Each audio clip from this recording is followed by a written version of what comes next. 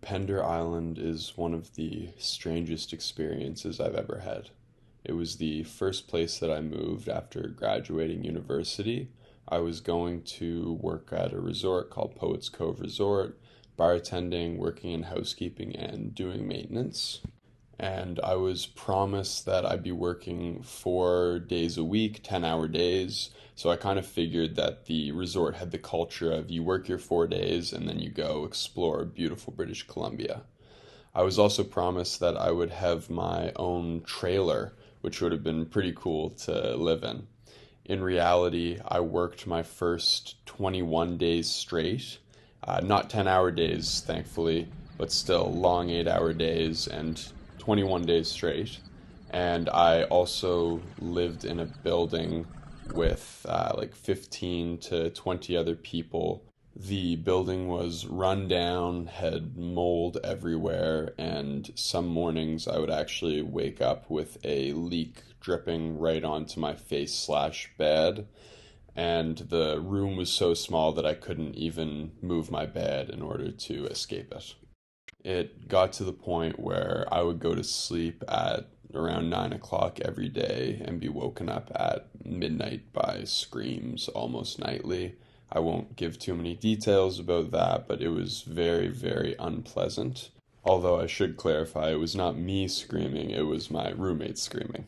I also actually had to pay for these accommodations, so I ended up making about $12 an hour all said and done. So the work itself, as well as the living arrangements, were absolutely painful, and it took quite the toll on my mental health. And what made the experience so strange is that despite all of those difficulties, Pender Island is also one of the most beautiful places I've ever been, and I'm so, so grateful that I had the opportunity to live there.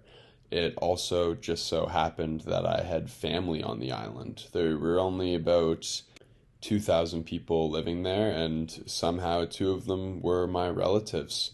They absolutely made the experience so much better. They had me over for dinner on my birthday.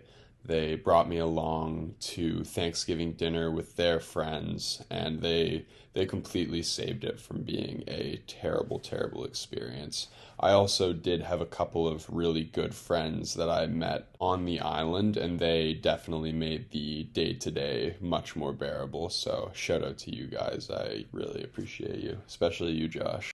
I was supposed to be living on the island from the start of September until around Christmas time so that I could go home, spend Christmas with my family, and then start a volunteer program called Katimavik. But the experience on Pender was just so terrible that I knew I was going to have to leave early.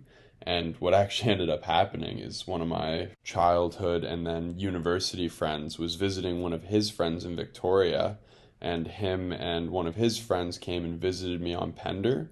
And it was right before Halloween, and I actually left with them. I just abandoned work and went and spent a few days in Victoria with him.